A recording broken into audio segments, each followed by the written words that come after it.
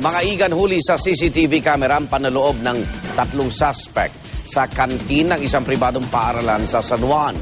Sa isang follow-up operation, na-arrest ng 2 sa 3 suspect.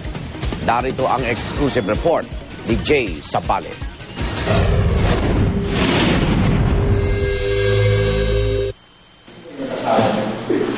Sa tulong ng CCTV, mabilis na nadakip ang 2 sa 3 sospek sa panloloob sa kantinang St. John the Baptist School sa San Juan.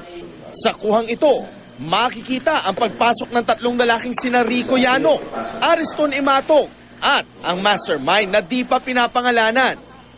Alam niya yung kasi dire-diretso siya, tapos dala niya yung susi.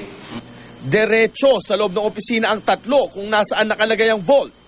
Ang sinasabing mastermind, labas-pasok sa kwarto at tila di mapakali. Pero bago matunton ang pakay ng grupo, sandwich at juice muna ang kanilang pinagdiskitahan hanggang makuha na ang pera mula sa vault na tinatayang nasa 50,000 piso.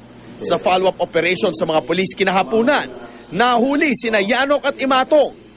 Nung magkandak ng follow-up, nakita yung suspect na yun pa rin yung suot-suot na damit. Tugmang-tugma doon sa picture kung ano yung CCTV footage na nakita natin. Hindi naman itinanggi ng 2 na sila ang nasa footage. Pero depensa ni Yanok, nadamay lang daw siya.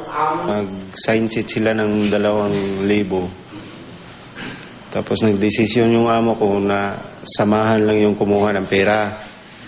Yung 2. Di sumama rin ako, baka takasan nila. Nung nililigari ko yung vault, parang tumaba po yung dibdib ko, sir. Parang mali, sabi niya siguro. Tapos nung huli, ayun, parang nademonya na po ako, sir. Naharap sina Yanok at Ariston sa reklamong robbery. Patuloy naman ang paghahanap sa sinasabing mastermind. Para sa unang balita, Jay Sabale reporting.